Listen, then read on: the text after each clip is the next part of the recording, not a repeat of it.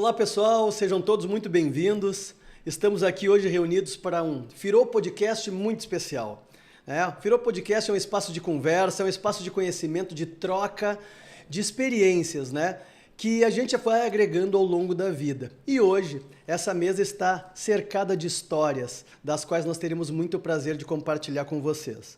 Eu sou Fabrício Sorondo, sou diretor da Firô Souto, a maior, melhor e mais bem avaliada imobiliária da cidade de Pelotas. E esse é o nosso episódio número 4, um episódio definitivamente especial. Hoje nós vamos fazer algo bastante diferente. Diferente dos outros episódios em que nós tratávamos com profundidade determinados conteúdos, sempre de muita relevância do interesse de vocês, hoje nós vamos olhar um pouquinho para trás, para uma caminhada. A caminhada que trouxe a Firô Souto até aqui. Uma caminhada de 40 anos. Vejam, 40 anos são 4 décadas onde muita história, muitas passagens, vitórias, derrotas aconteceram. E hoje a gente vai buscar um pouco dessa trajetória. Vai ser muito rico, com certeza vocês vão gostar muito do que a gente vai poder compartilhar com vocês nesse momento. A história da empresa ela é feita de decisões difíceis e riscos assumidos, alguns deles dos quais não podemos controlar. Nós vamos falar sobre isso também nesse momento. Quando a gente fala em empreender, a gente fala de pessoas que fundaram uma empresa, de pessoas que acreditaram num sonho, pessoas que trabalharam arduamente para que isso se transformasse em realidade, pessoas que confiaram nos seus instintos, nas suas visões e transformaram isso em vitória. Ao longo dessas 4 décadas, milhares de pessoas passaram pela Firô Souto. Pessoas que alugaram seus primeiros imóveis, pessoas que adquiriram suas casas, pessoas que confiaram seus patrimônios a uma gestão. E talvez por isso exista uma frase que hoje retrata muito bem essa história. Em cada vida, em cada história, tem um pouco de Firô Souto. Essa frase simboliza os 40 anos e simboliza os representantes presentes nesta mesa. Hoje nós vamos contar um pouquinho dessa caminhada. Para isso eu tenho a alegria de convidar e estar presente aqui com essas 2 pessoas que são grandes referências no mercado imobiliário, porque elas retratam a família Firô Souto. A família que lá na década de 80 começa a empreender e que hoje transforma este negócio num negócio de referência na nossa cidade. Então, primeiro eu vou apresentar para vocês nosso fundador, o Henrique Firô Souto, a pessoa que iniciou essa trajetória há 40 anos, e também o Rodrigo Firô Souto, filho do Henrique, hoje diretor de vendas da empresa, que cresceu vendo essa história acontecendo, iniciou isso pelos bastidores e hoje está no protagonismo na frente dessa operação também. Sejam muito bem-vindos. Henrique, o que você pode dar de spoiler para nós no início dessa nossa conversa? Fabrício, é um prazer gigantesco, a gente olhar para esses anos todos e verificar onde nós chegamos. Eu confesso que quando eu vejo tudo isso, eu não acreditava que isso pudesse ser possível.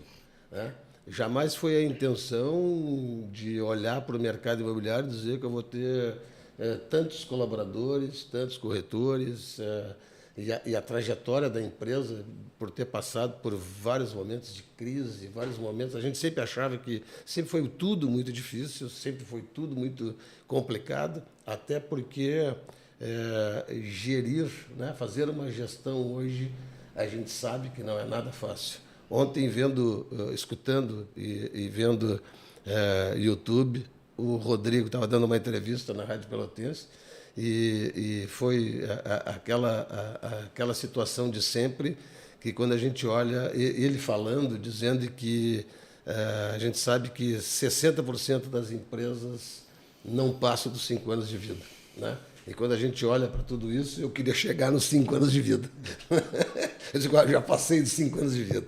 E depois a gente para de pensar nisso, obviamente, é uma brincadeira, mas é fantástico hoje olhar para trás e verificar que a nossa família viveu e passou tanta gente por dentro da empresa, quantas pessoas foram formadas dentro da empresa, quantas empresas abriram que saíram de dentro da Firosoto, né? Quantos negócios foram realizados.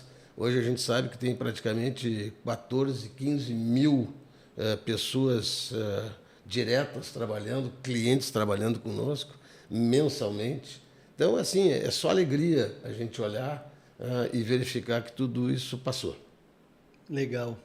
A gente vai ter oportunidade de dar zoom em muitas dessas passagens que, com certeza, são emblemáticas e muito relevantes na tua trajetória. E aqui agora chegou a vez do Rodrigo, né? A nova geração, né? Talvez nem tão nova assim, mas é a nova geração, pô. Não me entrega. Fabrício, pai, Henrique, né? Pô, é um prazer, né, estar aqui nesse bate-papo, nesse espaço, para a gente trocar um pouco de ideia sobre absolutamente tudo que aconteceu, né? Eu não vi a empresa ser fundada, cheguei 3 anos depois, cheguei junto com a sede nova, né? Com a sede da Gonçalves Chaves 762. E eu tenho certeza que a gente vai trazer muita história, muita curiosidade, um papo descontraído para falar sobre esses 40 anos que passaram, né, e sobre os próximos que virão, porque é muito mais orgulho do que do passado, né? A gente tem que ter paixão pelo nosso futuro e eu acho que a gente hoje vive isso e hoje a gente vai poder contar um pouquinho disso para a galera. É isso aí, nem só de passado se vive, né? Precisamos ficar plantando os próximos dias que estão por chegar, mas vamos ter oportunidade de conversar sobre isso. Mas eu gostaria de começar pelo começo, como toda boa história começa pelo início, né? Então, para começar essa conversa, eu queria voltar no tempo, né? Então, voltando a 40 anos atrás, mercado imobiliário era completamente diferente do que a gente entende como mercado imobiliário hoje, né? Não existia computador, tampouco internet, portais, enfim, era outro mundo. Henrique, quando é que tu decidiu abrir a imobiliária e tu imaginava que aquele projeto de 1986, né, se transformaria num negócio que se transformou, estaríamos aqui conversando depois de 40 anos? Que loucura foi essa de imaginar que era momento de pensar em mercado imobiliário em 1986? Realmente foi um momento, Fabrício, eu trabalhava no Banco Nacional, saí do Banco Nacional e fui trabalhar no Banco Maisonave, né, um banco regional. Eu faço essas histórias, assim, a maioria não sabe quem foi o Banco Nacional, quem foi o Banco Maisonave, né? O Banco Nacional ainda foi um banco nacional, realmente, patrocinava o Ayrton Senna. Sim. E ele acabou sendo mais conhecido, vamos dizer assim. Pelo chapéu do próprio Ayrton Senna. E naquela época, eu trabalhando no banco, recebi esse convite do Banco Maisonave e o valor de salários, assim, naquela época, eram muito baixos, né? Mas tinha uma vantagem, porque no Banco Maisonave eu passei a ganhar 3 vezes mais pelo convite que me foi feito e eu não tinha como ficar no Banco Nacional. Realmente fui trabalhar no Banco Nacional, conheci a mãe desse rapaz, né, Andréia. Meu sogro era construtor e nós começamos a trabalhar no banco. Ela já estava trabalhando. E em um determinado momento, o banco passou por uma situação, crise financeira, nos anos de 86, foi bem na época, 84, foi bem na época de 84, e o banco fechou. Quando o banco fechou, foi uma intervenção do Banco Central, tipo o que a gente está vendo hoje do Banco Master, né? Isso ocorreu naquela época, e um banco, que era o Banco Meridional, que depois era sul-brasileiro, virou Meridional, e depois virou Santander, houve muita transformação nesse mercado financeiro. No primeiro contra-cheque veio um contra-cheque diferente daquele que eu recebia. Então eu vou botar valores aqui, tá? Eu recebia naquela época R$6.000, que não existia, era outra moeda, era cruzeiros novos. E no primeiro contra-cheque veio o contra-cheque do Banco Meridional dizendo que a partir daquele momento eu ganhava, o meu salário era R$3.000 e cargo, função de gerente, mais R$3.000. Isso me fez pensar que se me tirassem da gerência, eu passaria a ganhar metade. Eu digo, eu não vou ficar a vida inteira trabalhando num banco pensando que um dia eles me dão um pontapé na bunda e eu estou saindo desse banco, né? Então, eu vou pensar em abrir o meu próprio negócio. Naquela época, resolvemos, então, eu fui trabalhar no Intercity, que era uma financeira do Banco City, e resolvi dar um passo no setor em função que meu sogro, né, era construtor, tinha uma grande construtora em Pelotas. E aí eu disse, quem sabe a gente abre uma imobiliária, né? Aí eu e a Andréia, que éramos casados naquele momento, resolvemos abrir a imobiliária, que naquele momento se chamava Recanto Imóveis, né? E eu fiquei trabalhando aí no Intercity um bom tempo e abrimos a imobiliária. Naquela época, Fabrício, as dificuldades eram gigantescas, porque se a gente imaginar hoje que o celular é uma coisa comum, lá para tu conseguir uma linha telefônica era uma fortuna. Sim. Ela custava $1.500, alguma coisa assim, próximo de 7 mil. Estava declarado no imposto de renda das Exatamente, pessoas, né? Tinha gente que tinha telefone para viver de locação dos telefones, né? Então era um momento completamente diferente. E nesse momento nós resolvemos abrir a empresa e eu comecei, como eu tinha tido a experiência de banco, eu disse assim, agora eu vou tentar colocar em prática tudo aquilo que eu aprendi dentro do banco na gestão de gerente, mas muito sem saber ainda como é que era o funcionamento, né? E aí começamos a vender imóveis de lançamento, primeiramente. Atuando como corretor. Como corretor, sempre como corretor, atuando como corretor. Naquele momento nós éramos 3 dentro da empresa. Eu, a Andréia e a minha mãe, que era a secretária. Então começamos a vender imóveis de lançamentos, né, e alguma coisa de imóveis prontos, que a gente chamava. E tinha muita concorrência, como tem hoje, tinham muitas imobiliárias, só que naquele momento tinha um problema muito grande, que era a inflação. A inflação no Brasil vinha numa crescente, né, que foi até 1989, vamos botar assim, que é onde chegou no limite de 89% num mês. Esses dias, na convenção da empresa, eu pedi para que as pessoas levantassem as mãos, aqueles que tinham menos de 40 anos, quase, vamos botar assim, 90% tinha menos de 40 anos. Ninguém sabia da inflação de 89% ao mês, 33% ao mês. Overnight, ninguém sabe mais o que é, o dinheiro que tu aplicava e ganhava 3% no dia. Tá? Essas coisas todas foram cicatrizes que a gente ficou e aprendeu como sair do problema. Tá? Ao mesmo tempo, Fabrício, o que eu digo, tu tens, depois de ser empresário, depois que tu abre a tua empresa, tu aprende e queres crescer. Tu aprende e queres crescer. E eu sempre tive essa questão de vamos ver como acontece, né? Vamos apostar, né? De que forma a gente vai realizar mais e que a gente vai realizar melhor. Isso foi uma constante. Graças a Deus, eu acho que uma das grandes qualidades que eu tenho é saber encontrar pessoas melhores do que eu para tomar conta da empresa.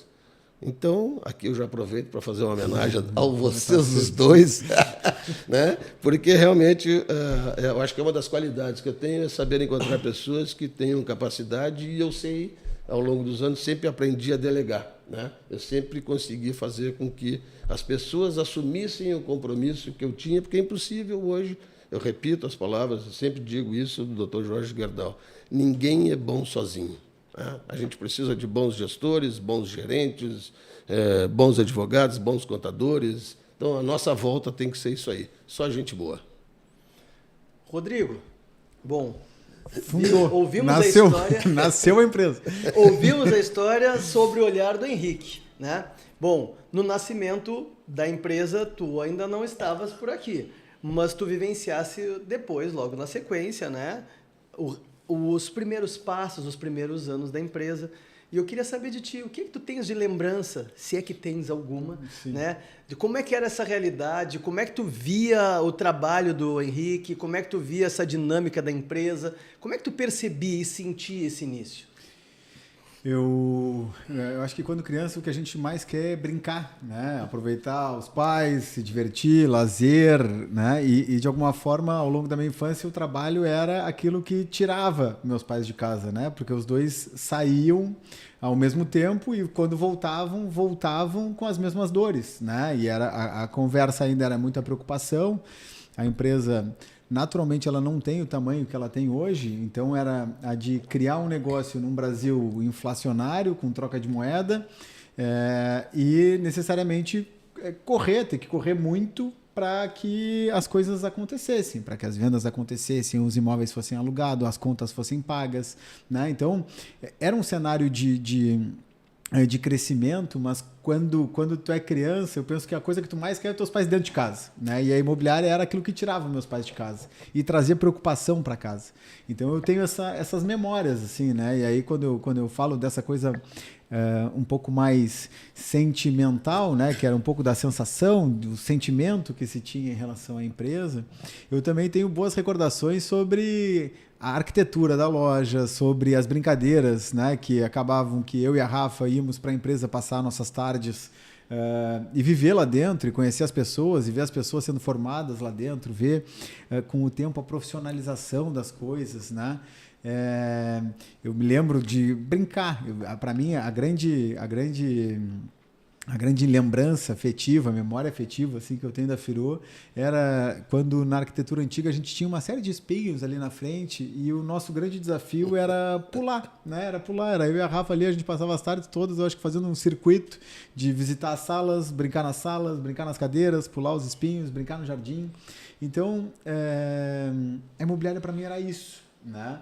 Mas, de alguma forma, quando a gente podia perceber o pai e a mãe chegando em casa, a gente tinha aquela percepção de que algo estava sendo construído, né? Algo com paixão estava sendo colocada e, naturalmente, eu acho que foi essa paixão dedicada à imobiliária ao longo desse tempo que fez hoje a gente estar podendo chegar com vida, com saúde, com alegria, com muita coisa nesse ano de 2026, completando 40 anos de história. Então, acho que essa talvez as minhas principais lembranças assim daqueles começo dos anos 90 cheio de dificuldade. É interessante, né? A gente tem aqui os olhares diferentes sobre a mesma situação, a empresa, né? E a criança, com a beleza de enxergar tudo como uma brincadeira, né? E isso é mágico. E a gente, com os nossos filhos, tem essa percepção e tudo é uma grande brincadeira. E a gente fala, filho, aproveita enquanto a vida... Os teus problemas é não ter o que brincar neste momento, né? Porque a vida vem. E ela chega, e a percepção e a realidade, ela acaba nos apresentando cenários diferentes, sem dúvida nenhuma. Henrique, mas dentro da década de 90, eu acho que existe uma passagem que... Acho que existem algumas passagens que elas são muito marcantes, talvez para a continuidade da história da empresa, né? E eu trago pelo menos duas delas, e uma delas é o momento em que a Firossolto ela é convidada a ingressar na Associação Brasileira do Mercado Imobiliário, né? Então, ainda que em outros tempos existia algo que lá, numa data distante, já chamava a atenção de quem estava olhando de fora do mercado, e ei, vamos chamar a Firossolto como representante única. Como foi esse momento para ti e o que isso representou nessa trajetória? Fabrício, então, nós contratamos uma empresa para fazer gestão de pessoas, né, que foi uma novidade na cidade de Pelotas, e, ao mesmo tempo, nós tivemos um fator que só existiam 2 ou 3 empresas que trabalhavam com locação e eram imóveis de locação exclusiva, era muito difícil, né? E nós fizemos um trabalho junto a um telemarketing. Nós também fomos pioneiros, vamos dizer assim, no telemarketing, e fizemos uma campanha Acomode-se por aqui, que foi uma campanha muito vitoriosa, dizendo que também, como tinha a exclusividade dos imóveis, a gente dizia, também deixa aqui o seu, mesmo que seja exclusivo em outro lugar, então deixa aqui, porque aqui a gente aluga mais rápido. E essa campanha acabou dando certo, porque realmente a gente quase não tinha imóveis para locação, alugava muito mais rápido.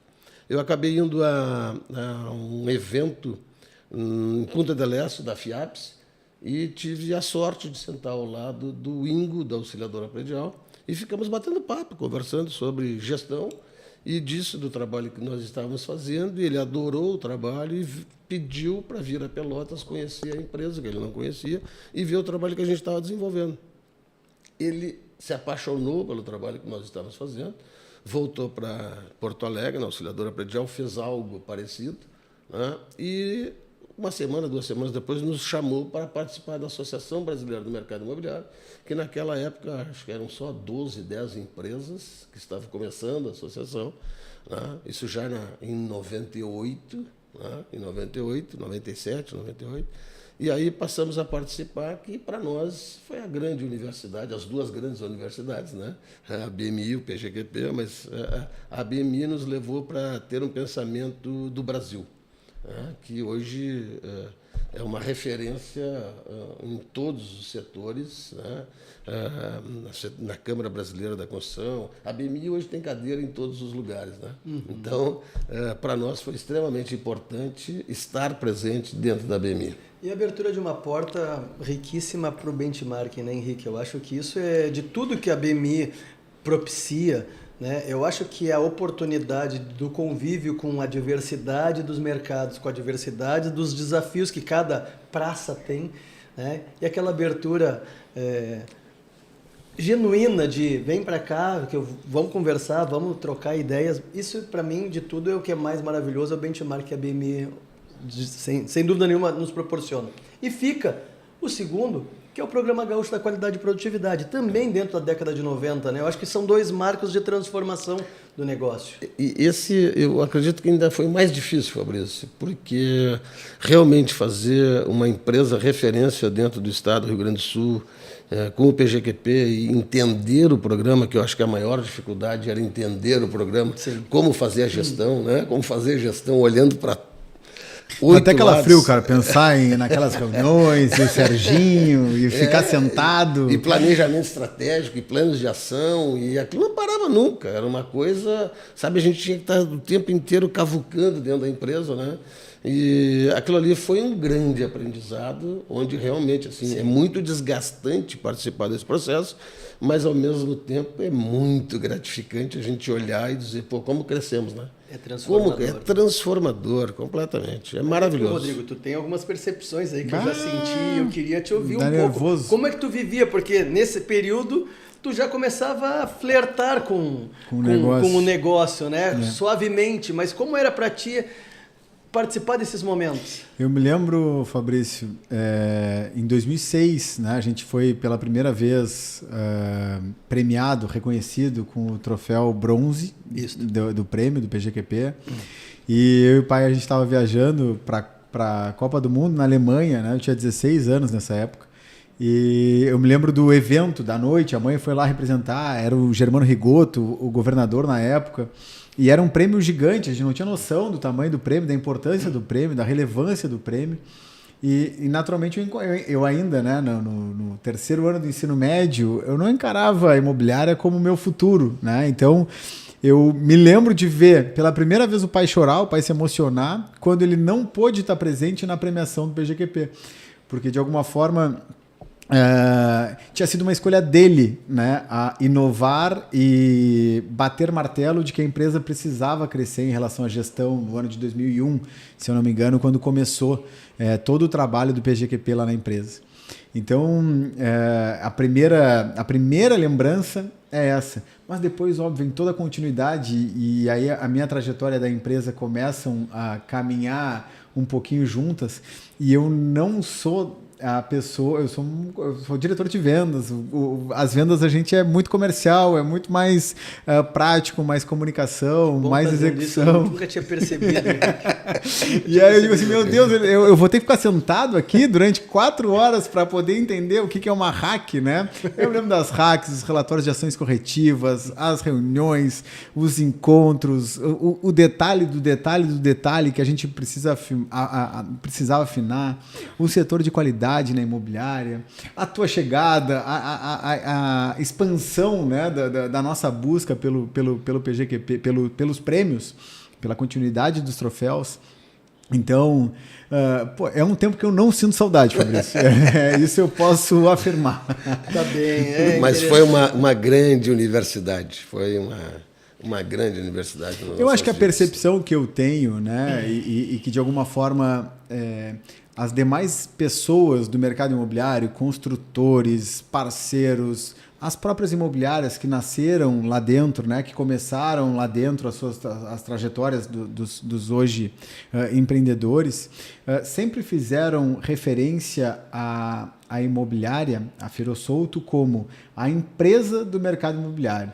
A empresa que tinha visão, que tinha missão, que tinha propósito, que tinha os valores muito claros e que tinha uma gestão dos negócios. Então, o PGQP trouxe isso e nos agraciou, né? Nos trouxe esse reconhecimento também.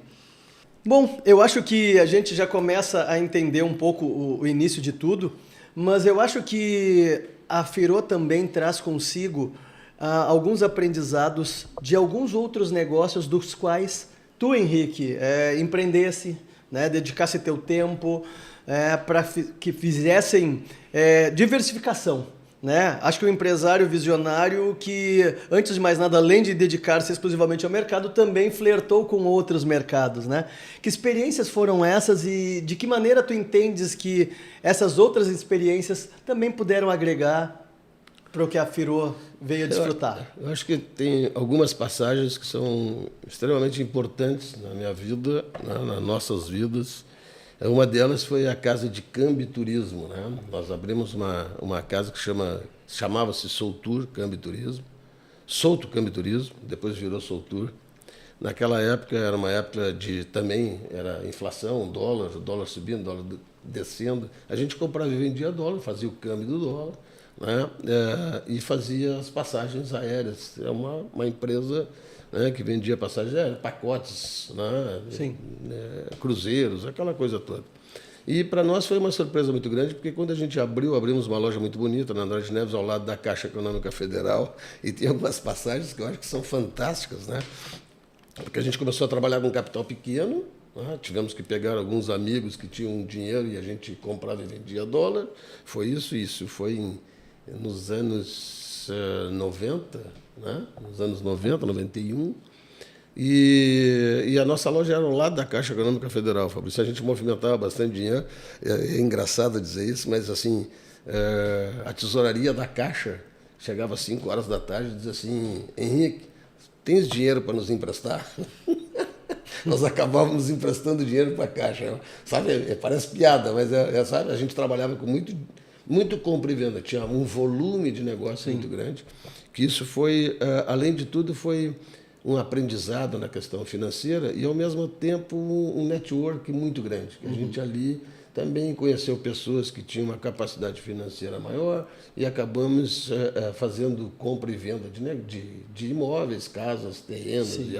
Foi um Se negócio construíram relações que geraram muitos negócios. Ao longo dos anos. Essa foi uma das relações muito importantes. Na sequência, a gente abriu uma loja que era a ABS, que era a Associação Beltrão Soto, no caso, que era para levar a gurizada para a Disney. Sim. Né? Nós chegamos a levar 5 ônibus para uma gurizada incrível para Disney, para Orlando, para Miami. Também naquela época foi uma experiência grandiosa. E o compromisso de levar aquela gurizada, né, é uma coisa incrível, tem passagens fantásticas. Bem na época da Copa do Mundo de 94, nós estávamos nos Estados Unidos, foi muito legal.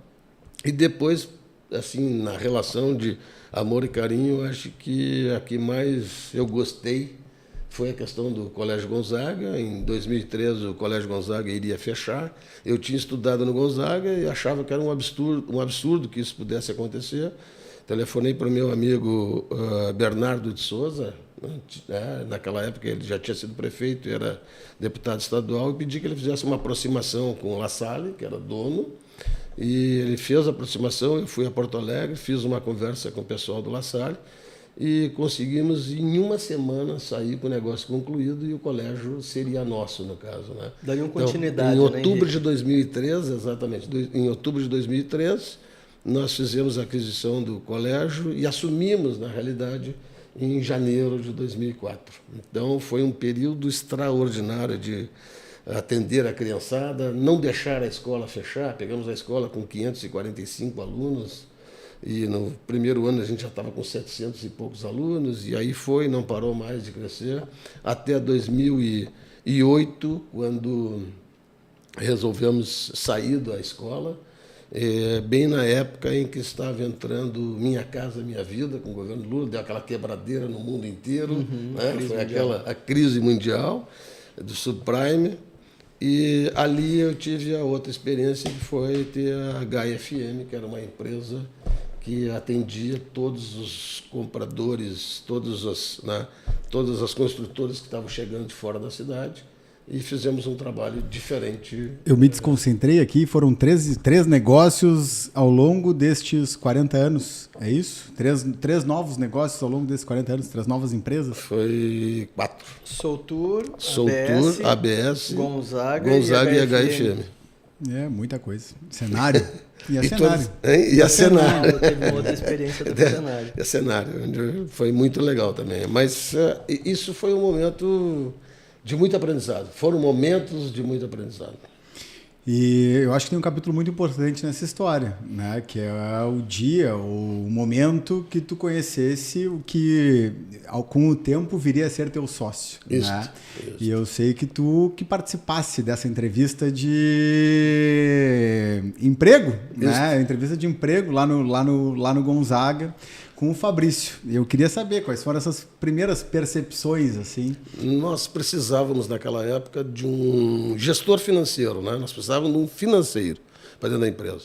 E o Fabrício já era formado em administração de empresa, tinha se formado em computação, análise de sistemas, e a gente resolveu fazer uma seleção. Apareceram 5 pessoas naquela época. Eu achei que ele ia aparecer uma pessoa naquela época.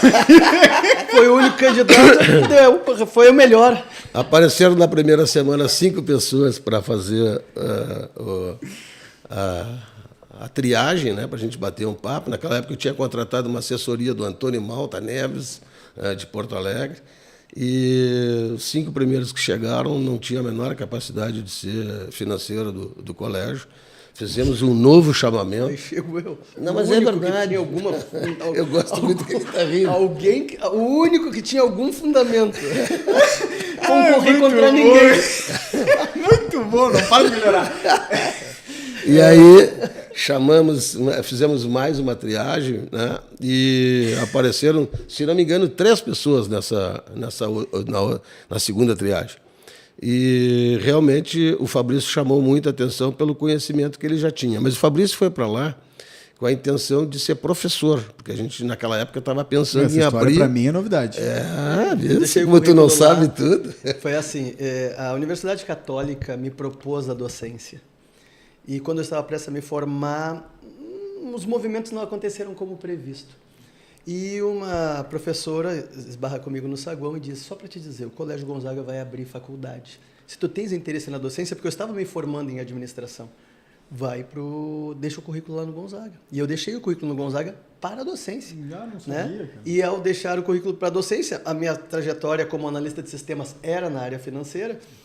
De algum motivo, por falta de opção, pelo que a gente está entendendo, né? Como foi só tu que deixou o currículo, Fabrício? Pode ser. Não. E aí, eu participo desse processo.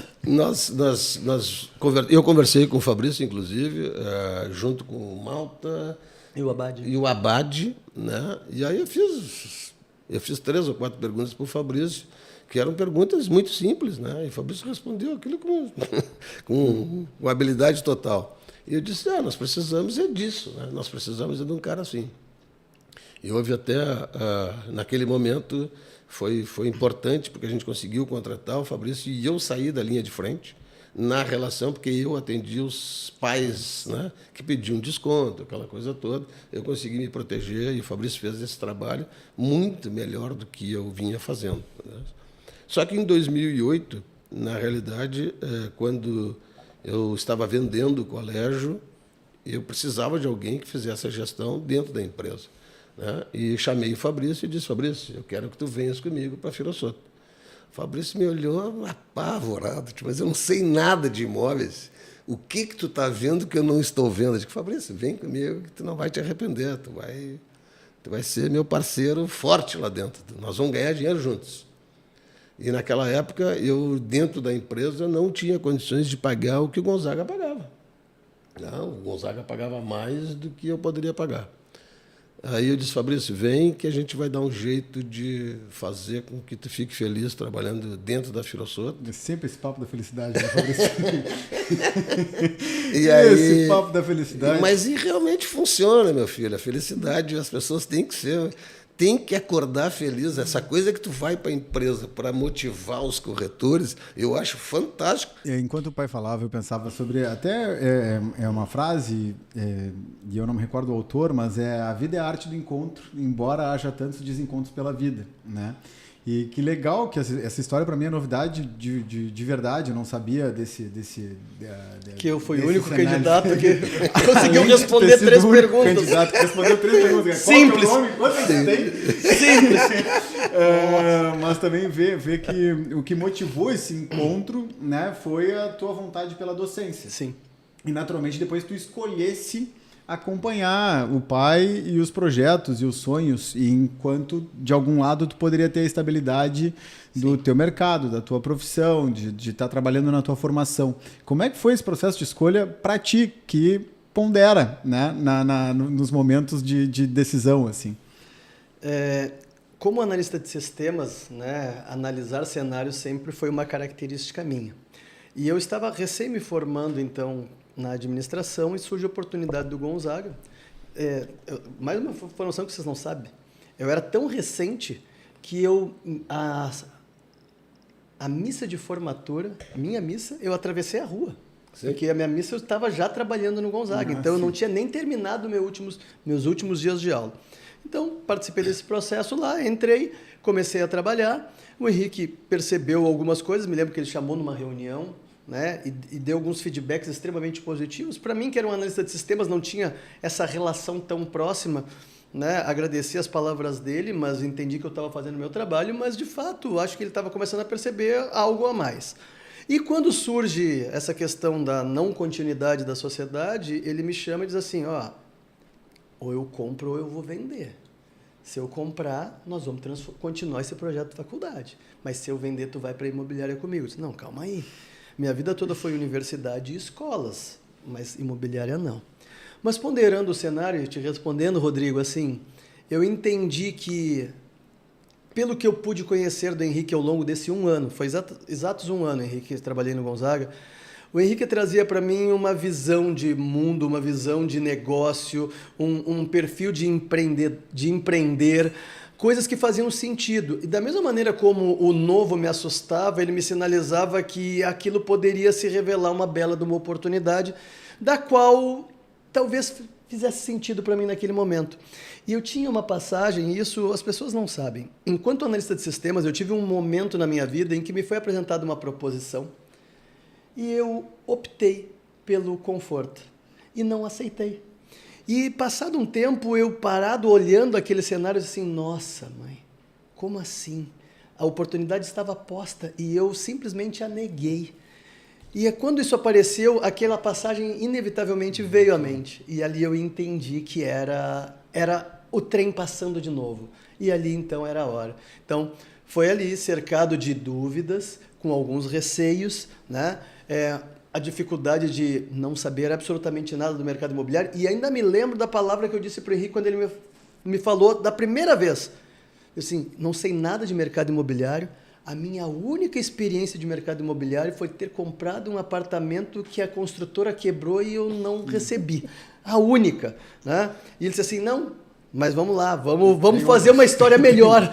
Vamos fazer uma história melhor. Né? E aí o desafio foi entrar, Rodrigo, entender mercado imobiliário, entrar pela porta como diretor já era estranho para mim, gerir pessoas já era extremamente estranho num universo que eu desconhecia, e todo mundo parado, 60, 70, 80 pessoas. Bom, esse é o diretor que vai trazer a solução, porque se o Henrique foi trazer ele é porque ele sabe tudo. Né? E naquele momento o que eu menos tinha era conhecimento sobre o mercado, e era um processo de aprendizagem. Eu me lembro, Fabrício, da tua primeira reunião imobiliária.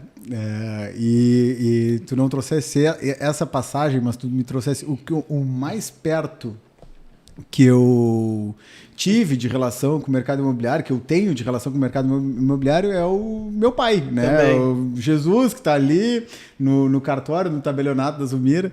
Então, eu me lembro dessa cena, assim, dessa reunião, e eu posso dizer que tu chegasse como salvador da pátria, né? Porque era aquela cena, chegasse com esse peso. E aí eu acho que com esse peso vem as dificuldades, as barreiras de relacionamento, tu entrar num cargo de direção num mercado que tu não conhece, como isso é para as pessoas que estão ali e já projetam em ti a salvação, a referência, o corretor que projeta que tu vai trazer mais vendas, mais comissão. Quais são passagens assim que tu te lembra desse começo? Porque só para situar quem está nos ouvindo, a gente está falando de 2008, né? A gente está falando de 18 anos atrás. Sim. Então, como é que foi essa chegada 18 anos atrás? A primeira passagem, e talvez a mais marcante, o Henrique não tem noção disso, tá? É que eu entro, ele me leva para uma reunião com os corretores, me apresenta e vai viajar. E o Zé sai junto, que era o gerente de vendas. Né? E eu me lembro que, assim, então aqui a tua mesa, eu sento e as pessoas me olham assim, eu tenho uma assinatura para fazer, eu quero saber quem é que vai negociar, quem é que vai fazer o Arras. Eu disse, Arras. Seu Jesus, Arras. O que é Arras? E ali começa uma passagem de desbravar. Eu disse assim, ninguém vai me apertar aqui. Porque eu tenho Jesus, e Jesus salva. Literalmente, Jesus salva. Né? E ali foi, assim, a parte mais desafiadora para mim foi lidar na largada com corretores, que sabidamente são profissionais que valorizam e respeitam e credenciam pessoas que viveram o que eles vivem, né? E eu não tinha nenhuma vivência do mundo que eles experimentavam, os corretores. E o meu papel ali era como é que eu demonstro para essas pessoas, num curto espaço de tempo, que eu tenho definitivamente a capacidade de ajudá-los. Esse foi o meu maior desafio, porque, embora o meu papel tenha sido de diretor, eu fui colocado nas vendas no momento zero. Momento zero, eu fui colocado nas vendas. A reunião de apresentação foi para os corretores e todo mundo sumiu. Sim. E agora é contigo. É contigo. Esse foi, talvez, o choque maior. E eu acho que com essa chegada do Fabrício, naturalmente a empresa também começa a assumir um pouco de uma transformação, né? Porque o Fabrício chega com a bagagem de análise de sistemas, de administração, a empresa começa a se transformar, ou pelo menos tem a intenção de se transformar, tem a intenção de transformar a gestão, deixa de ser algo óbvio que a gente está, para situar no tempo, né? A gente, no caso, tu, Henrique, já tinhas escolhido o caminho da gestão através do PGQP, já tinha sido agraciado com o troféu bronze, mas a gente sabia o caminho da caminhada, da trajetória e do quanto precisaria ser desbravado para chegar num futuro troféu ouro, né, que foi o nosso objetivo, foi o nosso mantra na imobiliária por muitos anos. E a empresa começou a se transformar, ela deixa de ser um pouco familiar, ou ter uma condução um pouco menos familiar e mais profissional. Né? Então essa talvez a maior percepção de mudança na gestão naquela época. E eu me lembro das reuniões, do Fabrício apresentando os números, os feitos realizados, os feitos a realizar, o que vem por aí. Né? Uma estrutura de reunião que perdura até hoje. Né? As nossas convenções, reuniões mensais, reuniões trimestrais, tudo isso que a gente faz hoje é fruto de um PGQP super baseado em números, em referências, em requisitos, né? Em coisas que a gente precisava aprimorar. Qual é o momento que tu percebesse que a gente estava trocando de nível? Né? Em que momento tu dissesse assim, cara, agora não dá mais para fazer as coisas vem aqui, deixa aqui que eu resolvo, precisamos de gente, precisamos de gestão, precisamos profissionalizar cada vez mais? Não tem um momento específico que isso tenha ocorrido, porque eu acho que isso foi uma ocorrência mensal, semestral, anual, sempre foi a busca. Eu acho que tem um grande valor que é aquele que a gente sempre fala, que é não desistir. Sabe? A gente sabe das dificuldades, a gente passa por dificuldades, mas a gente sempre busca o melhor caminho. Essa busca, essa não desistência nos fez chegar no Troféu Ouro, por exemplo. A única empresa no mercado imobiliário do Rio Grande do Sul que conquistou isso. Né? Ninguém mais conquistou, nem grandes empresas não conquistaram isso. Ao mesmo tempo, por quê? Porque desistiram dessa caminhada. Eu acho que isso, a nossa persistência, a nossa vontade de vencer, a nossa vontade de crescer, ela sempre é permanente. Então, eu acho que isso nos move, isso nos faz melhor, isso faz com que a gente busque pessoas melhores. Eu acho que a gente nunca parou com isso, meu filho. Eu acho que foram mudanças que a gente foi analisando, né? Quais seriam os melhores caminhos. A gente deixou de ser uma imobiliária só de locação, vendas e condomínios e passou a ser um correspondente imobiliário. né? A gente olhou para aquele mercado e achava que era uma boa oportunidade. Nós deixamos de dar oportunidade para os outros na escolha de melhores terrenos. A gente começou a juntar dinheiro para comprar melhores terrenos para nós. Começamos a fazer projetos para fazer essa mudança, né? Fizemos a mudança da permuta com a venda exclusiva. Hoje passamos a ter uma construtora, uma incorporadora, né? E eu acho que essa coisa da persistência, da mudança, faz parte de nós. A gente não vai mudar. Eu tenho consciência que dificilmente a gente vai mudar. Nós fizemos um plano de construir apartamentos do Minha Casa Minha Vida pela incorporadora e dissemos que íamos ficar em Pelotas. E aí surgiu uma possibilidade fora de Pelotas, a gente já ficou pensando, vamos ou não vamos? São coisas assim, mas eu acho que a gente tem que seguir nesse caminho da persistência, assim, nos juntarmos sempre com boas pessoas e fazer com que... Essa, para mim, é a grande mudança ao longo dos anos. E outra, que eu posso dizer assim, que é extremamente importante, como os nossos passos determinados para o lado de lá, o lado de cá, fazem com que as nossas vidas mudem. Essa questão do Fabrício ter dito aqui agora, que eu não sabia, ele deixou de ir com uma oportunidade que poderia ter sido muito boa na vida dele, teria transformado ele... Que oportunidade era essa, Fabrício? Eu não me lembro. Não, é que não é anterior. Enquanto analista de sistemas, eu sim. tive uma proposta, porque eu trabalhava em 2 locais e eu tive uma proposta para deixar tudo e seguir um projeto de uma empresa multinacional de desenvolvimento de software, mas que isso geraria movimento, até movimento físico da minha parte.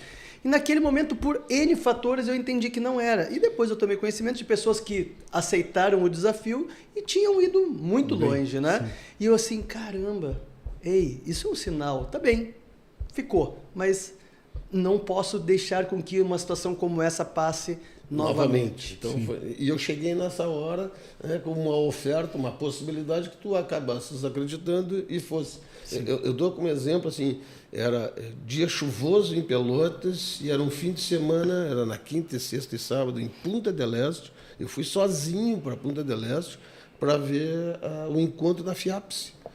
Coisa que eu nunca tinha ido na vida. E aí eu tive a felicidade de sentar ao lado de uma pessoa que nos levou para a Auxiliadora, nos levou para a BMI. Quer dizer, se eu não tivesse feito aquilo naquele determinado momento, não teria ido para a BMI. Olha só, uma coisa... Às vezes mudar uma coisinha na vida e mudar tudo é a mesma coisa. É isso. Né? É um ato que ressignifica todo o caminho. Normalmente a gente não percebe que esse é o passo que vai mudar todo o resto. Mas daqui a pouco é um passo simples, mas ele tem essa capacidade. Isso o tempo inteiro acontece nas nossas vidas. E quando é que tu Fabrício, porque tu fizesse a escolha, né? E eu te conheço, tu é uma pessoa que calcula, que olha para os cenários, que cria cenários, que imagina cenários, que vai, que volta. Quando é que tu dissesse assim, cara, essa decisão foi a decisão acertada e agora nós vamos pegar essa empresa e nós vamos fazer essa empresa virar o que ela está virando, a maior, melhor, mais bem avaliada, que mais aluga, que mais vende, que mais administra unidades condominiais, né? Porque, e eu olho para isso não só para o teu cenário analítico, mas o teu cenário competitivo, de querer ir em busca e, cara, se é para fazer, nós vamos fazer isso aqui dar certo até o final. Já passou, hoje tu é sócio da empresa, né, tem uma trajetória de crescimento aqui de 16 anos e 18 anos e contando, né? Em que momento isso se deu, assim, se teve um momento em que isso se deu? Quando a gente se depara com esse nível de incerteza no qual eu fui submetido para uma tomada de decisão, eu não considerei em nenhum momento que isso não daria certo.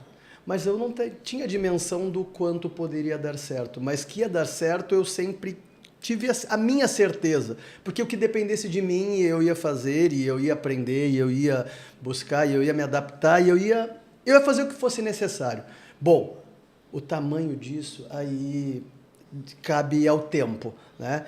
Só que rapidamente eu consegui entender, Rodrigo, que o negócio ele é um sistema. E eu sou um analista de sistemas. A gestão de uma empresa é um sistema. E como analista de sistemas, assim, eu consigo entender o valor dos processos numa jornada. Eu consigo entender o valor dos padrões, né? O quanto isso agrega, né? E eu fui entendendo de como é que eu poderia aplicar. Tão logo eu tive consciência do que uma imobiliária fazia, de que era o mundo do condomínio, o mundo dos aluguéis, o mundo das vendas. Tá, então nós temos que adotar alguns caminhos. E esses caminhos foram, então, sucessivamente nos levando para o próximo ponto. As pessoas às vezes me perguntam, né, como é que a gente chegou onde chegou? E eu digo assim, melhorando todos os dias um pouquinho mais. Melhoria contínua, que é o aprendizado do programa, né? A gente nunca quis, eu nunca imaginei que nós vamos chegar lá, mas o lá é uma consequência de todos os microfragmentos de dia a dia, de cuida mais disso aqui, ajusta mais aquilo ali, e isso naturalmente acaba acontecendo. Porque Pelotas, gente, na minha concepção, não é um mercado, né, que tenha capacidade. Você não cresce esperando o mercado em Pelotas. Para você crescer, você tem que construir o mercado, você tem que construir o caminho. E isso foi uma das coisas que eu, em algum momento, refleti. Ei, a passividade não vai nos levar. E ali a gente começa a desenvolver movimentos nos mais diversos segmentos que culminam com o que a gente está falando hoje. Eu acho que a gente tem aqui uma passagem que a gente precisa retomar também, Henrique. Né? Falamos um pouquinho de como foi todo esse processo da entrada do Fabrício na empresa, mas nós temos aqui também, acho que algo que merece ser compartilhado, que é como foi a tomada de decisão da entrada do Rodrigo na empresa. Em que momento isso aconteceu?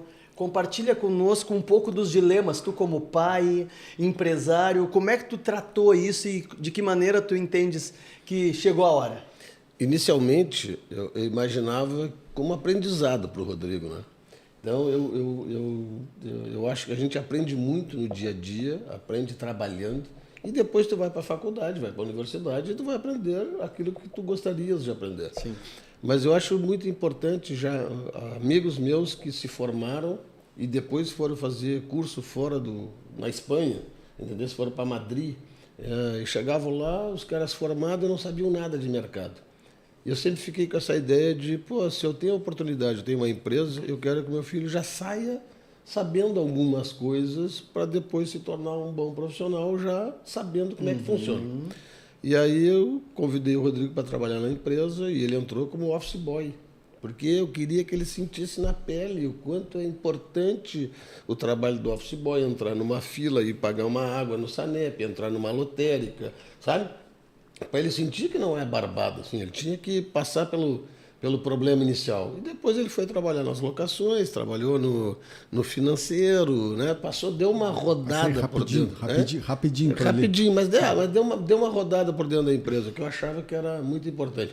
Só que, Fabrício, né, essa geração, nesse momento, assim, como eu já conhecia muito bem o Rodrigo, já sabia da persistência do Rodrigo em determinadas coisas, eu sabia que naquele momento que ele estava entrando, ele não estava pronto. 16 anos, 17 anos. Sim. Né?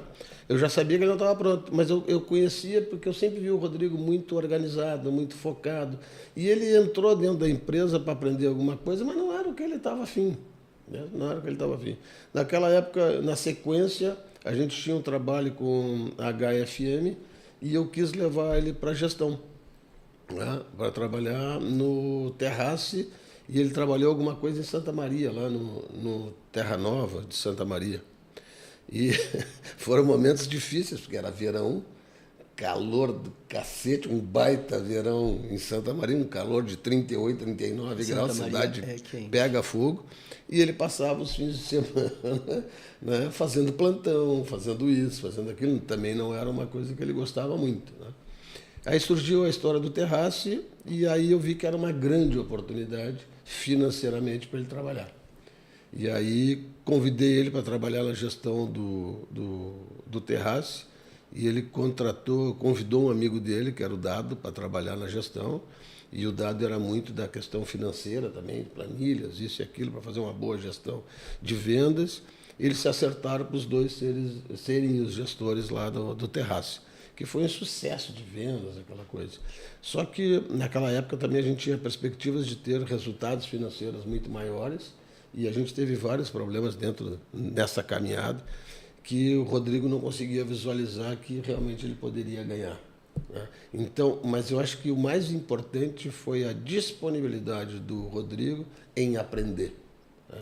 E quando ele aprendeu e realmente disse que iria assumir, e aí já era outro passo, porque ele já foi embora e voltou, quando teve discussões de deixa o Rodrigo voltar para a Firô, porque ele estava na HFM, era um absurdo eu ter levado para lá, mas ele estava apanhando, e ele precisava apanhar naquele momento, no bom sentido, né? Apanhar porque ele estava aprendendo, ele estava levando uma dureza lá para fazer as coisas acontecerem. Quando ele saiu de lá, Fabrício, já era outro homem, entendeu? Você já era outra pessoa, sabendo que para conseguir alguma coisa de gestão e firme, tem que se engajar muito mais do que aquilo que a gente imagina que tenha que se engajar, né? Rodrigo, como foi esse primeiro momento de jornada profissional, iniciando como um trainee e depois, né, amadurecendo, segundo o Henrique, com escoriações, né? E como é que foi para ti viver isso? Fabrício, eu queria ser jogador de futebol, né? Era esse meu sonho, como todo bom brasileiro, né? Treinei no Paulista, no Brilhante, né? Não fui para o campo, mas a minha vontade era essa, né? E eu cresci com essa vontade por muito tempo.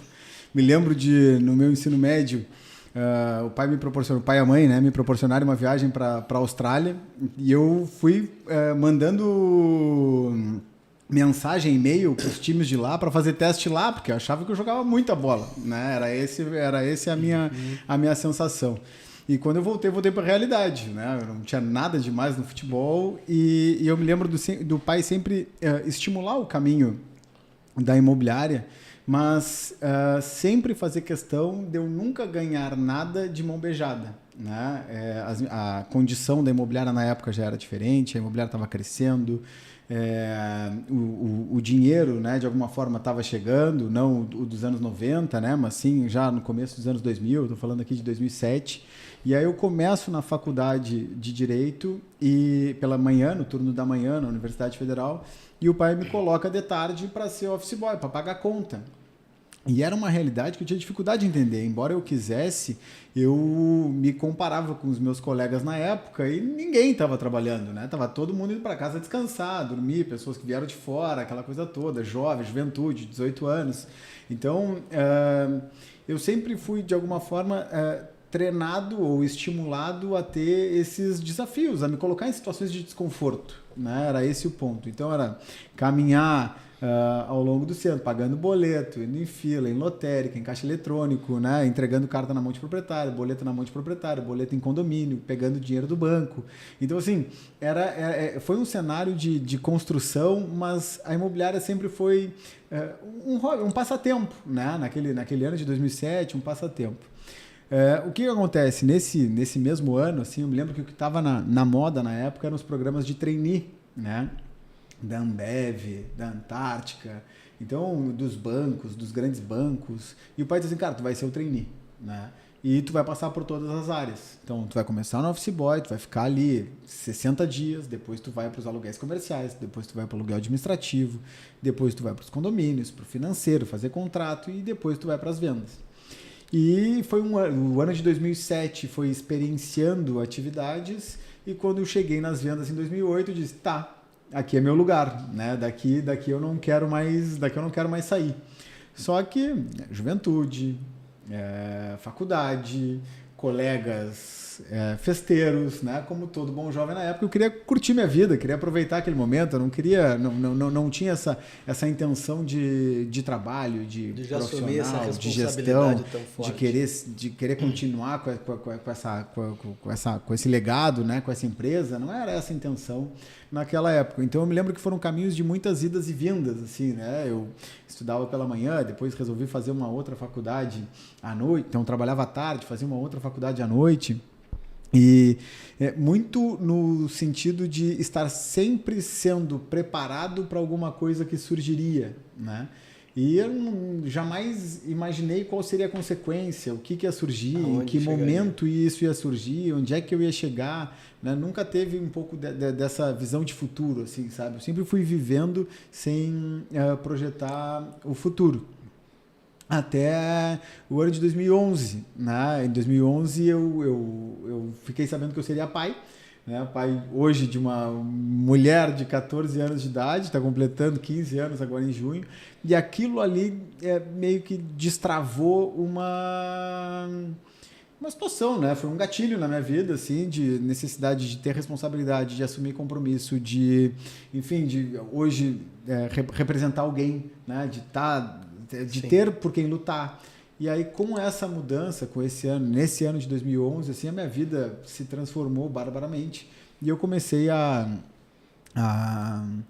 acreditar e ter muito mais visão de perpetuidade, continuidade desse negócio. Então, foi a chegada da Martina, foi a chegada da responsabilidade, e a chegada da responsabilidade foi a sequência, né, do que a gente está vivendo aqui hoje. Meu pai diria, virou homem. É aquele momento que tu dá a virada e diz, bom, agora é tudo comigo, a responsabilidade é minha e eu tenho que fazer isso acontecer. Acelera, né? Tem alguns momentos que eles são de transformação. Transformadores. E eu me lembro, Rodrigo, isso também, tu nunca ouviu de mim, mas o Henrique ouvia de mim. Logo que eu entro na empresa, então tu com teus 18, e aí tu vai aqui, vai acolá, assim, e aí o Henrique assim, não, agora o Rodrigo vai tomar conta disso. E o Rodrigo tomava conta daquilo por 2 dias, e depois eu não encontrava mais o Rodrigo. Né? E aí ele assim, não, mas é que ele vai voltar daqui a pouco, e aí ele vai assumir isso aqui. E aí sumia 1, 2 dias, eu sumia. Então eu comecei a entender que o Rodrigo ele era em movimento, ele era movimento, e aí o Henrique dizia, não, agora o Rodrigo vai... Não, Henrique, assim, não, é que agora tá diferente, agora vai, né? Até que chegou uma hora que foi, né? Mas foram algumas, agora vai, que ainda não ia, né? Mas, enfim, talvez o 2011 tenha sido esse marco que tu tá relatando para nós aí. A vida é movimento, né, Fabrício? Eu só entendi isso muito cedo. E brincava com isso muito cedo. Mas eu acho que a condição de, né, ser filho do meu pai e da minha mãe, as oportunidades que surgiram ao longo do caminho, as coisas que chegaram, as oportunidades que foram chegando e toda essa... de alguma forma, é aquilo. Tu vê o trem passando e tu escolhe se tu vai subir ou não vai subir. Né? E se tu subir, tu não sabe onde é que tu vai parar. E se tu não subir, tu não sabe também o que vai acontecer, né? Então esse é o grande ponto. E uma das características que eu fui adotando e aprendendo foi tipo, cara, eu vou, né? Eu vou pegar, se pegar errado, na primeira parada eu desço e eu volto, né? E recomeço. Então essa história de conexão com a imobiliária, eu de verdade, Rodrigo, fosse preparado para suceder o Henrique, fosse preparado para continuar com essa história, tivesse todo o estímulo para continuar com isso. Não, cara. Sabe? Eu nem queria, né? A grande verdade é essa. As oportunidades foram surgindo, as coisas foram se conectando. Quem bate esquece, quem apanha não esquece. Eu apanhei em alguns momentos, né? De pantufa, nesse ano, né? de 2015. Mas e aí tu vai criando casca. E aí quando tu vai criando casca, tu vai tendo vontade de começar a te colocar no jogo, a te impor no jogo, a ver os resultados aparecendo. E eu acho que isso é o que faz, né, a empresa, de alguma forma, também crescer nos 3 segmentos, né, Fabrício? Eu já falei aqui sobre o teu espírito competitivo, sobre o quanto, quando a gente entra num jogo, a gente entra para ganhar. E é muito difícil a gente olhar para o lado e ver outras imobiliárias, sejam em Pelotas, seja fora de Pelotas, tão forte nos segmentos em que atua como a Firo é. Né? Então, líder em locação, líder em condomínio, líder em vendas, começando uma incorporadora. E eu acho que essa história ela é construída com base nessa nossa vontade insana de ser melhor, de melhorar todos os dias e de fazer as coisas acontecerem. Então foi assim que meu caminho com a empresa, de alguma forma, se juntou. Transformação e adaptação. Eu acho que a gente sempre se adapta, né? Sim. A esse mundo constantemente. É uma transformação E dentro dessa transformação, a gente está vivendo um momento de muita tecnologia e de inteligência artificial. Nesses últimos anos, a empresa mudou muito e mudará muito mais. O que a gente pode dizer assim nessa mudança ao longo dos anos, no teu pensamento? O que foi de transformação ou o que será de transformação? É o que será, né? Eu acho que o passado é uma roupa que não nos serve mais. Então, o grande ponto é que hoje os dados se multiplicam diariamente, né? Então, o que se gera de conteúdo hoje em dia é infinitamente superior ao que se gerava de conteúdo em outras épocas, né? A imobiliária demorou 10 anos para conhecer o computador, ela hoje, né, a inteligência artificial chega mudando tudo a galope. Então, a grande questão é a gente estar preparado, treinado, projetado, estudando, tentando prever, fazer exercícios de previsão do futuro, porque né, a inteligência artificial é uma das grandes novidades, né, nem mais tão novidades assim, que chegam para ficar, que a gente tem que se adaptar, a gente tem que procurar entender como é que a gente pode utilizar isso nos nossos negócios, na locação, na compra e venda, no atendimento dos nossos clientes. E, de alguma forma, o nosso papel empreendedor também é um papel de educar, né? De ensinar as pessoas que trabalham conosco a utilizar cada vez mais essas ferramentas. Então, eu não tenho dúvidas que o que vem por aí vai ser muito mais difícil rápido, e mais rápido, naturalmente, do que o que nos fez chegar até aqui. E a gente tem que estar preparado para isso. Eu até complementaria dizendo que, se a gente pensar nos últimos 5 anos, eu acho que as grandes transformações pelas quais a gente passou estão conectadas ao comportamento do cliente, né? Eu acho que a forma do cliente se relacionar, ela mudou. O tempo, a velocidade com que ele considera aceitável as coisas reduziu absurdamente, né? O acesso da informação cada vez mais facilitado aos clientes também muda a forma deles lidarem. Então, as empresas, elas invariavelmente, ao longo desses 5 últimos anos, principalmente, período de pandemia para cá, elas tiveram que passar por essa transformação como sobrevivência. E quando a gente projeta para frente, né, é isso com mais velocidade ainda, é como eu enxergo, né? Eu acho que o que vem por aí, ele ainda nos desafiará mais. Sobre isso, como é que tu vê, assim, no dia a dia, a tecnologia, a inteligência artificial no futuro da empresa, assim? Como é que tu vê isso, assim? Tu vê as pessoas, a nossa equipe engajada, porque essa gurizada que trabalha hoje, sempre eu vejo, assim, determinadas pessoas, obviamente, elas estão felizes até aqui e para mudança de lugar, elas mudam de lugar com a maior facilidade do mundo, né? Então eu digo assim, é uma transformação, é difícil a gente montar a equipe o tempo inteiro engajada, porque essas pessoas acabam não se vendo, né, nesse papel, querendo outras coisas. E eu queria ver assim contigo, o que tu acha de como é que seria a inteligência artificial nesse futuro agora, nesses próximos 2 anos dentro da empresa? Assim, Henrique, primeiro, eu quando penso em inteligência artificial, eu enxergo ela como sinônimo de produtividade, sinônimo de qualidade aos olhos do cliente. Veja, a inteligência artificial, ainda que acessível, ela está acessível e disposta a colaborar com as pessoas que entenderem como ela funciona. Tá? Então, como um analista de sistemas, eu consigo entender que isso tem muita conexão de, se a pessoa não estiver pronta para entender e interagir com a inteligência, ela não terá para si os resultados que a inteligência pode oferecer. Então, hoje, as pessoas precisam se preparar para poderem melhor desfrutar. E eu vejo que nem todo mundo tem essa percepção. Nem todo mundo ainda está suficientemente conectado que isso é uma tendência irreversível. Então, esse é um ponto. Para mim, a inteligência artificial, ela traz velocidade para os negócios, ela traz escalabilidade. Eu acho que a gente vai ter mais facilidade de montar cenários que vão se autorresolver e se bem dimensionado, bem estruturado com processo padrão, isso poderá oferecer vantagem sim aos negócios e às empresas que melhor entenderem, mas para isso chegar, nós precisaremos ter pessoas qualificadas e que entendam os recursos e estejam dispostas a estudar IA. A IA ela precisa ser estudada para que possa se colher. Embora ela mude a cada dia, a gente tem que estar sempre estudando para saber o que aconteceu de novo. A gente tem que estar, porque a cada dia surge mais uma coisa, mais um recurso, mais uma funcionalidade, e agora são os assistentes, e agora é isso. E hoje as buscas do Google já ranqueiam as IAs, as buscas que é feito através de IA, coisa que até algum tempo atrás não existia. Então as empresas têm que entender esses movimentos e ir se posicionando. Então é uma corrida eterna que nunca chegará ao fim.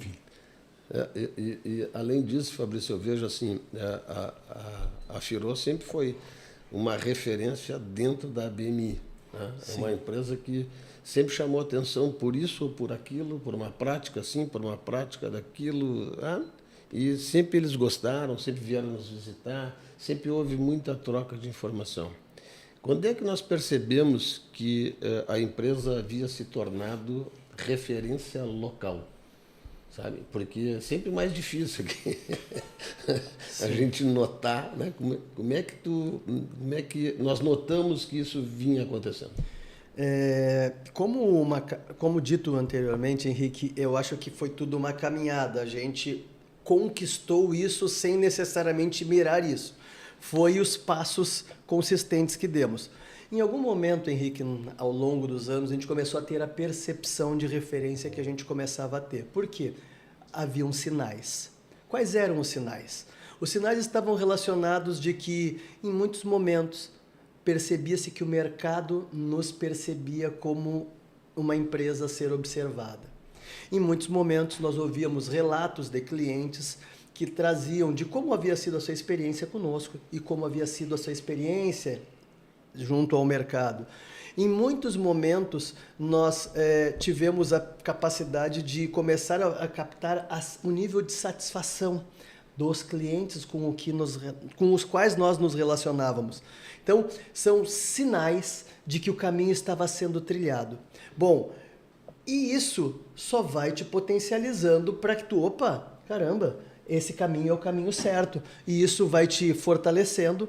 Ninguém cresce sempre, existem ciclos e ciclos, mas a gente tem que trabalhar voltado a potencializar os bons ciclos, porque os maus ciclos virão e a gente não tem que admitir que está tudo errado e a gente precisa ter a capacidade da empresa e das próprias de mobilizar as pessoas para que elas entendam que os ciclos eles acontecem e que faz parte do processo.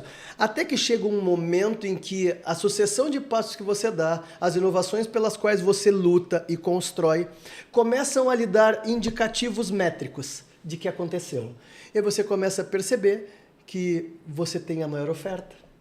Aí você começa a perceber que você tem a maior equipe. Aí começa a perceber que, analisando o cenário, você invariavelmente é a empresa que mais aluga, é a empresa que mais vende, e aí você tem, por informações, por referências de mercado, que você tem a maior carteira, que você tem o maior número de unidades administradas. Aconteceu. De um dia para a noite, aconteceu. Ele não foi desejado, mas ele aconteceu em consequência de um trabalho realizado. E eu tenho uma frase que anda comigo, e obviamente que essa frase não é minha, mas eu adoro ela porque ela para mim trata uma verdade. Nós somos os nossos maiores concorrentes.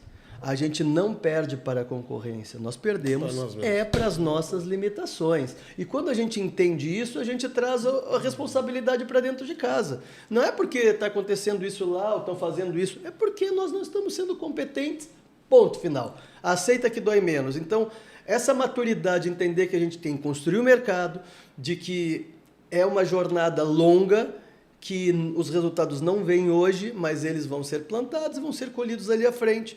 Né, acabaram caracterizando essa jornada da última década, vamos admitir assim, da empresa. É um caminho, né, Fabrício? Eu acho que esse é o ponto. Não, enquanto tu falava, eu procurava dados aqui em relação à nossa história.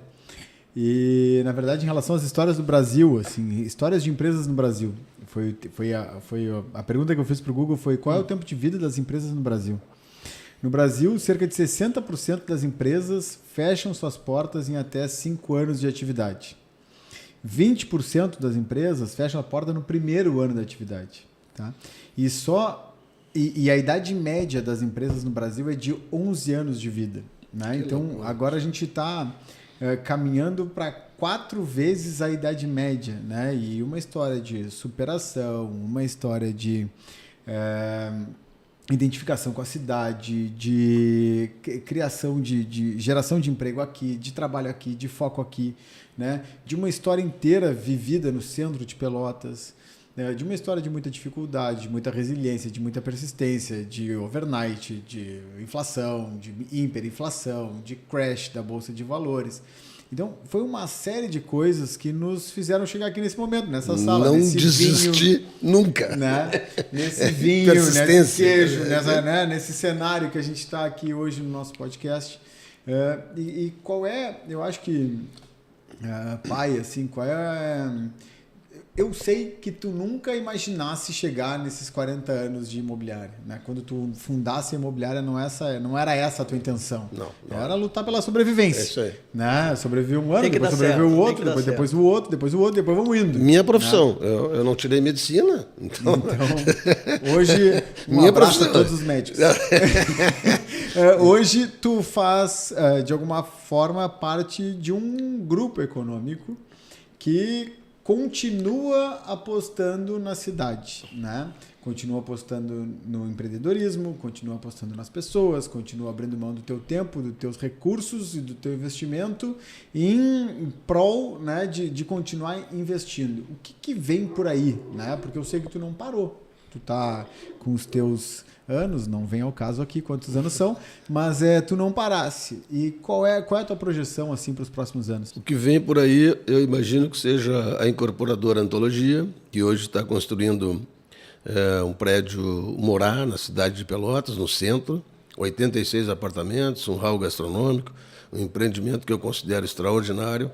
Ali ao lado teremos a futura sede da Firosoto, mais um complexo de tecnologia, mas o forte, eu acho, da incorporadora para os próximos anos vai ser uma construção muito grande no Minha Casa Minha Vida. Vai ser focado nesse produto, principalmente nas áreas da Ildefonso Simões Lopes.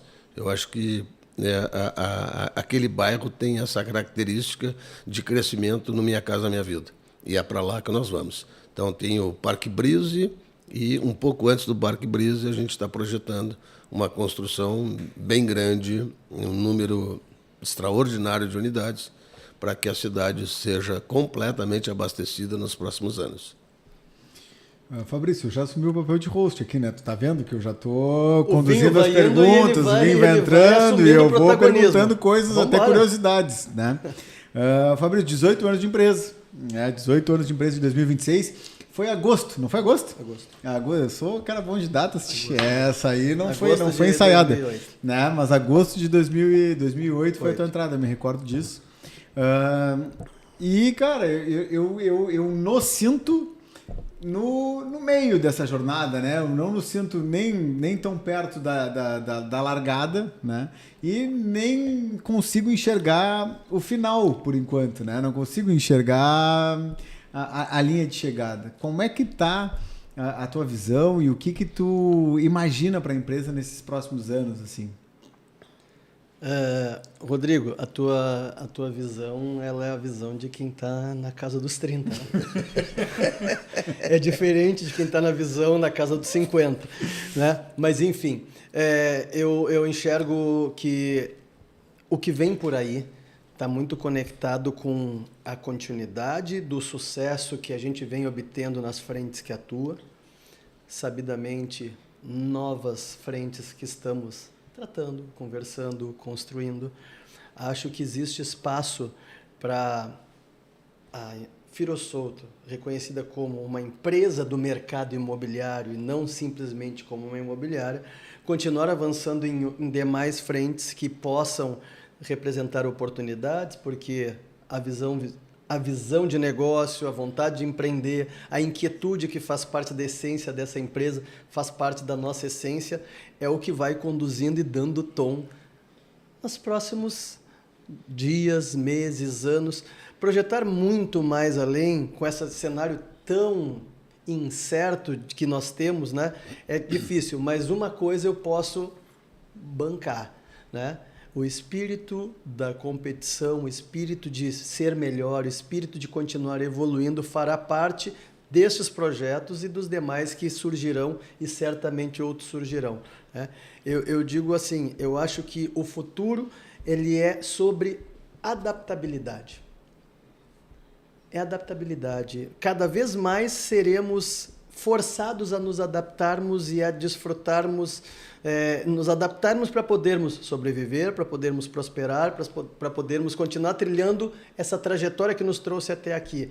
Mas não é o que fizemos até aqui que nos levará até o próximo nível, né? E certamente juntos, né, seremos fortes e conseguiremos ajudar a empresa a trilhar esse caminho junto com as nossas equipes. E tem alguma grande celebração que tu, Henrique, estejas projetando para esse ano, que já tenha data, que a gente já possa se comprometer com alguma data, com alguma atração, ainda com alguma não. coisa? Ainda não estamos acertados, mas eu acredito. O que tu está esperando para poder anunciar para todos os nossos mais de 14 mil clientes que tu sinalizasse, que a gente vai, de alguma forma... Acredito que no final do mês de abril nós estaremos com essa programação realizada, no final do mês de abril, para que a gente possa, lá em setembro, outubro, fazer a grande comemoração dos 40 anos da empresa. Antes disso, eu acho que não será possível. E aí, Fabrício? Quando tu faz uma pergunta dessas para o Henrique, só me vem uma palavra: medo. Que eu não sei o que pode ser. Eu quero compromisso público. Eu quero compromisso público. Estou aqui em busca de um compromisso. Nosso tempo está acabando. O vinho também. Né? Mas antes disso, Fabrício, assim, agora é só um pensamento. Assim, às vezes eu estou sozinho, estou dormindo, acordo, e aquele pensamento assim, o que vem por aí nas nossas vidas com a inteligência artificial? Vocês têm essa preocupação, assim, ou só eu? Eu digo assim, eu vejo tanta mudança, assim, eu vejo tanta gente perdendo emprego e muita gente crescendo no emprego do IA, e sabe, uma transformação na construção, uma transformação na forma de locação, e aí a gente fica sempre com aquela coisa. Não é que eu me assuste, porque nós passamos por mudanças que foram colocadas ao longo dos anos, tipo, o Uber veio, as histórias do Uber que ia matar todo mundo, a história do quinto andar, da locação, sabe, da locação de filmes, né? Porque a Netflix, aquelas coisas todas que a gente sempre escutou. Mas eu acho que essa mudança que ocorre hoje na inteligência artificial, ela muda muito rapidamente o tempo inteiro. E a gente fica sempre com o pensamento, será que isso vai ter um impacto grande no mercado imobiliário? Vocês pensam sobre isso ou só eu? Eu acho que todo só mundo... Não. Eu acho que todo mundo que vive o mercado... Obrigado. Eu acho que todo mundo que vive o mercado, Henrique, hoje fica apreensivo com o futuro, né? Mas eu acho que é um pouco de ansiedade acelerada demais, né? Se preocupar com o que ainda não chegou. Eu acho que a gente já tem bastante situações para administrar no dia a dia, né? E eu acho que a gente precisa ir sentindo os novos passos e tentando surfar as ondas que esses novos fatos trarão e as oportunidades que virão junto. Eu faço das palavras do Fabrício as minhas. Bom, dito isso, com essa frase maravilhosa do Rodrigo, né, eu queria agradecer muito a presença de vocês que compartilharam essa oportunidade comigo, que é uma grande satisfação, uma honra, na verdade, estar aqui sendo um host nesse nosso encontro, né? Gostaria, Henrique, que tu fizesse tua saudação final. Ainda não sei se ofereceria ao Rodrigo, mas acho que por educação o farei. Mas, Henrique, por favor. Não, realmente é um prazer estar aqui e dizer do olhar que a gente tem, do passado que a gente teve, né? E essa ansiedade que eu tenho, porque não deixa de ser uma ansiedade em relação ao IA, eu seguido estou te mandando mensagem, como eu mando para o Eduardo da tecnologia, sabe? Mando para a Malu do marketing, né? Eu mando para ela tudo que eu vejo de novidades no marketing, eu sempre estou encaminhando para ela. E acho que isso faz parte da transformação que a gente sempre fez ao longo dos anos. Então, da minha parte, eu quero estar muito presente nessa relação da transformação. Eu quero sempre estar observando tudo aquilo que eu vejo no Brasil afora e poder dizer que essa é uma tendência, que esse talvez seja um caminho e poder debater com vocês a vida inteira quais os melhores caminhos para que a gente siga nessa trilha da vitória. Para mim é extremamente importante estar junto com vocês. Rodrigo. Agora, em 2026, a gente completa 40 anos de vida, né?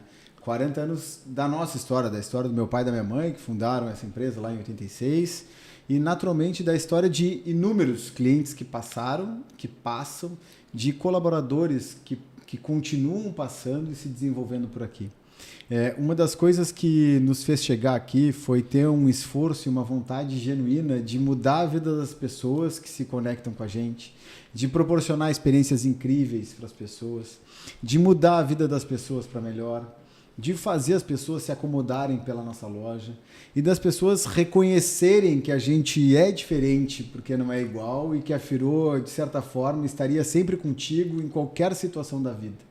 Então, essa quantidade de slogans e mensagens e frases que a gente sustentou e assinou ao longo desses 40 anos nos fazem chegar nesse momento com muitos motivos para celebrar. Eu entendo que hoje não é um ponto final, hoje é uma vírgula que a gente coloca na nossa história, uma história linda de muitos outros anos que virão. E se eu pudesse trazer um dos grandes aprendizados que eu tive ao longo desse tempo, foi de sempre honrar com a nossa palavra, né? Eu acho que uma das mensagens e falas que o pai tem numa assinatura de uma escritura que um cliente disse para ele que ele estava assinando aquela escritura sabendo da dificuldade que ele ia entrar, né?